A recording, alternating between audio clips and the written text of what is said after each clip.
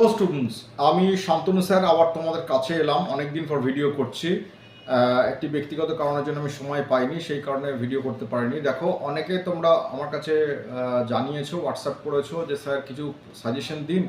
পরীক্ষা কিন্তু তোমাদের সম্ভবত যেটা সময় হচ্ছে সেটা শুনছি যে জুলাই আগস্টে কিন্তু তোমাদের পরীক্ষা হতে পারে। এই জুলাই আগস্টের টাইমিংটাকে কেন্দ্র করি আমি পার্ট ওয়ানের আজ কিছু টপিক বলে দিচ্ছি। সাবজেক্ট ওয়াইজ পরপর আমি বলতে থাকবো।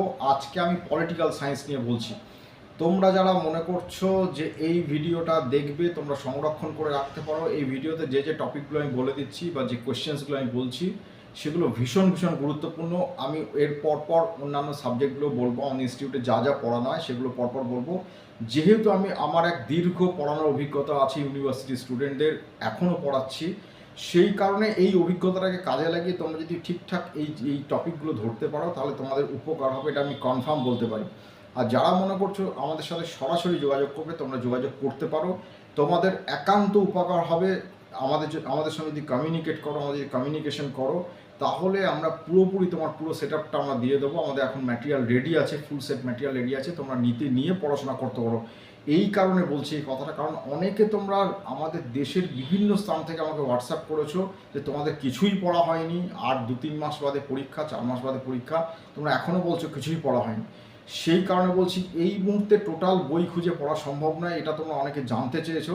তাই আমি বলে দিচ্ছি, জাস্ট এই প্রশ্নগুলো, এই বিষয়গুলো, এই টপিকগুলো একটুখানি পড়তে থাকো। যদি নিজে পড়তে থাকো ভালো বই থেকে, আর যদি মনে করো যে অ্যাকিউরেট কোয়েশ্চেন আনসার তোমাদের পেতে চাও, তো অ্যাকিউরেট কোয়েশ্চেন আনসার মানে আমরা যে প্রশ্নগুলো করি সেগুলো একদম অ্যাকিউরেট, এদিক ওদিকের কোনো ব্যাপার নেই, একদম কারেক্ট যে অ্যান্সার, যেটা to the point answer, university যেরকম প্রশ্ন চায় তার উত্তর সেভাবেই তৈরি করা আছে। অতএব তোমার মনে করলে যোগাযোগ করতে পারো। যাকে আমি আর কথা বাড়িয়ে লাভ নেই, আমি জাস্ট আমার সাজেশনসে যে টপিকগুলো ইম্পর্টেন্ট সেদিকে যাচ্ছি। পলিটিক্যাল সায়েন্স নিয়ে আজকে বলছি, এর পরপর আমি political science, history, Bengali, English, এই ধরনের পরপর MSW পরপর সব সাবজেক্টে আমি বলতে থাকবো। তোমরা একটু ফলো আপ রেডি করো, একটু ফলো করো, আমাদের ভিডিও চ্যানেলটা সাবস্ক্রাইব করে রাখো, তাহলে কিন্তু ভালো হবে।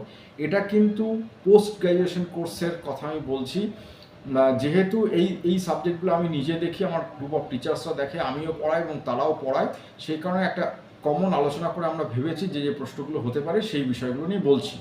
দেখো, যদি পলিটিক্যাল সায়েন্সে আমি ফার্স্ট পেপারে যাই, ফার্স্ট পেপারে মূলত 10টা প্রশ্নের কথা আমি বলছি। 10টা প্রশ্ন ভেরি ইম্পর্টেন্ট কোয়েশ্চেন্স। এই 10টা প্রশ্নের মধ্যে কিন্তু তোমাদের কমন আসতে পারে মানে হয়তো আসবেই। দেখো, প্রথম হচ্ছে রাষ্ট্র এবং সমাজ প্রসঙ্গে রবীন্দ্রনাথের চিন্তা, গুরুত্বপূর্ণ প্রশ্ন। ঔপনিবেশিক ভারতে দলিত আন্দোলনের উপর একটি টিকা লিখুন বা একটি উত্তর লিখুন। আচ্ছা, গান্ধীর জাতীয়তাবাদী রাজনৈতিক দর্শনের মূল বক্তব্যগুলি আলোচনা করুন। সামাজিক সংস্কার বিষয়ে সৈয়দ আহমেদ খানের দৃষ্টিভঙ্গি। জয়প্রকাশ নারায়ণের সামগ্রিক বিপ্লব, গুরুত্বপূর্ণ প্রশ্ন। বঙ্কিমচন্দ্রের জাতীয়তাবাদী ধারণার বিশ্লেষণ। আধুনিক ভারতীয় চিন্তার প্রেক্ষিতে রামমোহন রায়ের ধারণা।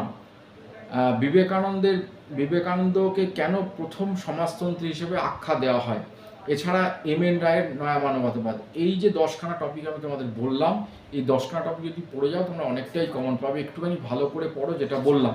যদি এর পরেও তোমাদের কোনো ক্লারিফিকেশন লাগে তাহলে আমার সাথে কমিউনিকেট করো। আমার হোয়াটসঅ্যাপ নাম্বার তোমরা সবাই জানো, যদি না জানো তাহলে আমরা ডিসক্রিপশন বক্সে আমরা দিয়ে রেখেছি, তোমরা একটুখানি ফলো আপটা মেনটেন করো। এটা বলে দিলাম আমি ফার্স্ট পেপারের জন্য। এছাড়াও যারা আমাদের ডিটেলস সাজেশন চাইছো, তারা ডিটেলস সাজেশন এই কোশ্চেনই কমন আসবে, কোনো চিন্তা নেই, কারণ আমাদের একটা অভিজ্ঞতা আছে, আমি দীর্ঘদিন পড়াচ্ছি, তার এক্সপিরিয়েন্স কাজে লাগিয়ে আমি তোমাদের সাজেশন করে দিই এবং একটা হুবহু কমন আসবে। যারা পূর্ব বছরে পাস করেছে এবং রেজাল্ট করেছে তারা অনেকেই জানে।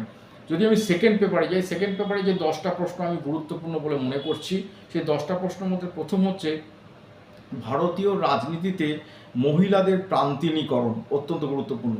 মানবাধিকার বলতে কি বোঝানো হয়, ভারতের মানবাধিকার রক্ষার ক্ষেত্রে সংবিধানের ভূমিকা, ব্যবস্থাগুলো কি। আচ্ছা, স্বাধীনোত্তর ভারতের জাতি গঠনের প্রক্রিয়া, ভূমিকা সহ আলোচনা করুন। ভারতীয় যুক্তরাষ্ট্রীয় ব্যবস্থার সাম্প্রতিক প্রবণতাগুলি আলোচনা করুন। ভারতের রাজনীতি চর্চায় মার্ক্সবাদী দৃষ্টিভঙ্গি, এখানে অনেকগুলো দৃষ্টিভঙ্গি আছে, এবছর মার্ক্সবাদী দৃষ্টিভঙ্গি ইম্পর্টেন্ট আছে। সমসাময়িক ভারতের পরিবেশ আন্দোলনের ধারাগুলি সম্পর্কে আলোচনা করুন, তোমাকে এনভায়রনমেন্ট পলিটিক্স সম্পর্কে বলতে হবে।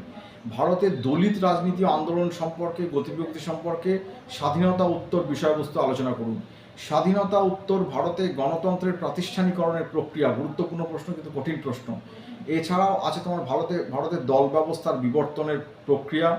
আচ্ছা, আপনি কি মনে করেন ভারতের বিচার ব্যবস্থার সক্রিয়তা সংসদীয় গণতন্ত্রের পক্ষে বেমানান? এটা তোমার যুক্তিটা তোমাকে ওখানে লিখতে হবে, কারণ সংসদীয় গণতন্ত্রে যদি তুমি ওইখানে এই কথাটা বলো যে বিচার ব্যবস্থা যদি সক্রিয় ভূমিকা গ্রহণ করে, তার সংসদীয় গণতন্ত্র অসুবিধার মধ্যে পড়তে পারে, এটা একটা বিষয়বস্তু।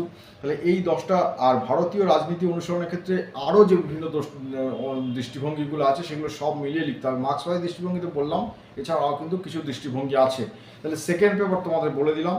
থার্ড পেপারের জন্য কোন কোন টপিকগুলো তোমরা পড়বে এর আগে বলে রাখি, তোমরা যদি ভিডিওটা ভালো লাগে তাহলে একটা লাইক করে দাও, চ্যানেলটা সাবস্ক্রাইব করে রাখো। পরপর আমি সাজেশনসগুলো বলবো, টপিকগুলো বলবো। Topic part 2 study in this PG part 1। Part 1-এর জন্য আমি বলে দিলাম, পরে পার্ট 2টাও ইনক্লুড করতে পারি যদি তোমাদের প্রয়োজন মনে হয়। তোমরা চ্যানেলটা সাবস্ক্রাইব করে রাখো, বেল আইকন করে দাও, তাহলে আমি অবশ্যই এই বিষয়ে আমি তোমাদের আরও বিষয়ে অবগত করাবো। যারা মনে করছো যোগাযোগ করবে তারা যোগাযোগ করতে পারো। যোগাযোগ করলে তোমরা ডিটেলস অ্যান্ড ভিভিড সাজেশন, সর্ববৃহৎ হচ্ছে সব যে কারেক্ট অ্যান্সার যেটা দরকার সেই উত্তর তোমরা পাবে। কারণ আমরা একটা অ্যান্সার তৈরি করতে বহু জিনিস কনসাল্ট করি, তোমরা সেটা সকলেই জানো। উত্তরগুলো একদম আপ টু দি মার্ক করা আছে। যদি আমি থার্ড পেপারে যাই, পলিটিক্যাল সায়েন্সে PGPS 1-এর থার্ড পেপারে যাই, তাহলে কোন 10টা প্রশ্ন বিষয় ইম্পর্টেন্ট? দেখো, ফেবিয়ান সমাজতন্ত্রবাদ অত্যন্ত গুরুত্বপূর্ণ। তারপরে বিপ্লব সম্পর্কে মার্ক্সীয় দৃষ্টিভঙ্গি। তারপরে বিংশ শতাব্দীর গণতন্ত্রে রবার্ট ডলের মতামত। মানবাধিকার সম্পর্কে আলোচনা। সাম্য সম্পর্কে নয়া উদারনীতিবাদের ধারণা। হারবার্ট স্পেন্সারের ব্যক্তি স্বাতন্ত্র্যবাদ। ফ্যাসিবাদের স্বরূপ। স্বাধীনতা সম্পর্কে ইশায়া বার্লিনের মতামত। ধর্মনিরপেক্ষতা আধুনিকতা সম্পর্কে আলোচনা করুন। রাষ্ট্র নাগরিক সমাজ সম্পর্কে মার্ক্সীয় ধারণাটি আলোচনা করুন।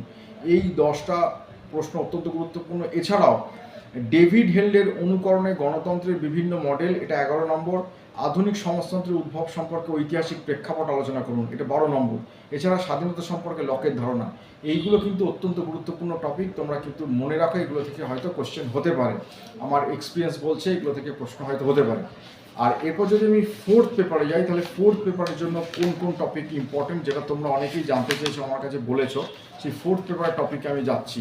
আমরা যে সাজেশনসগুলো করি সেগুলো আরও ডিটেলসে থাকে, কিন্তু আপাতত তোমরা কোনটা পড়বে, যেটা তোমরা আমাদের জানিয়েছো, অনেক দূরে দূরে তোমরা থাকো, চেন্নাই, তারপর তোমার কেরালা, এখান থেকে অনেকে যোগাযোগ করেছো আমার সাথে, যারা কাজকর্মের জন্য ওখানে আছো, তারা পরীক্ষাটা দিতে চাইছো, MA পাসটা করতে চাইছো, হয়তো আগামী দিনে তোমরা সরকারি চাকরির জন্য অ্যাপ্লিকেশন করবে, সেই জন্য বলে। তাছাড়া নেট স্লেটের জন্য তোমরা অ্যাপ্লিকেশন করবে, সেই জন্য একটুখানি বলে রাখি, তোমরা কিন্তু এই বিষয়গুলো একটু পড়ো।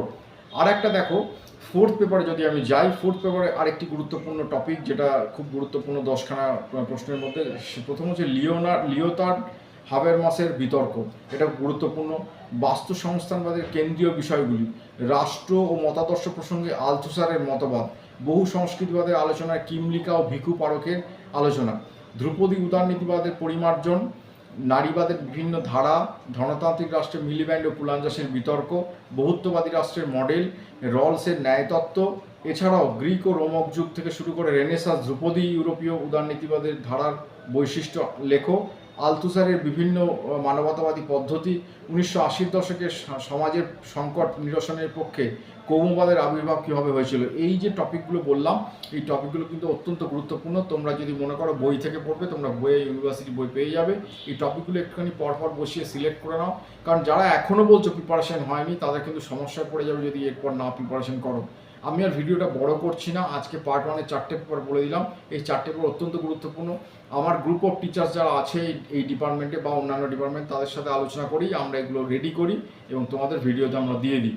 যারা মনে করছে কন্ট্যাক্ট করবে, কনসাল্ট করবে, এখন আমরা মিনিমাইজ ওয়েতে, মিনিমাইজ ফিজে কিন্তু ম্যাটেরিয়াল দিচ্ছি, তোমরা যোগাযোগ করো, অবশ্যই তোমরা কিন্তু সব কিছু জানতে পারবে। এই বলে আমার ভিডিও শেষ করছি, ভালো থাকো। যদি কিছু তোমাদের জানার থাকে আমাকে হোয়াটসঅ্যাপ করে জেনে নিতে পারো। আর দয়া করে এই চ্যানেলটা সাবস্ক্রাইব করে রাখো, বেল আইকন করে দাও। যারা চ্যানেল সাবস্ক্রাইব না করে ভিডিও দেখছো, পরবর্তীকালে অনেক বিষয় তোমাদের বাদ হয়ে যাবে। যত তোমরা লাইক দেবে, চ্যানেল সাবস্ক্রাইব করবে, তত তোমাদের কাছে চ্যানেল বারবার রিপিটেশন হবে, আসবে। অতএব যদি মনে করো জেনুইন তোমরা কিছু জানতে চাইছো, যোগাযোগ করো, অবশ্যই তোমরা সব কিছু জানতে পারবে। এই বলে আমার ভিডিও শেষ করছি, ভালো থাকো। যদি কিছু জানার থাকে আমাকে হোয়াটসঅ্যাপ করে জেনে নিতে পারো।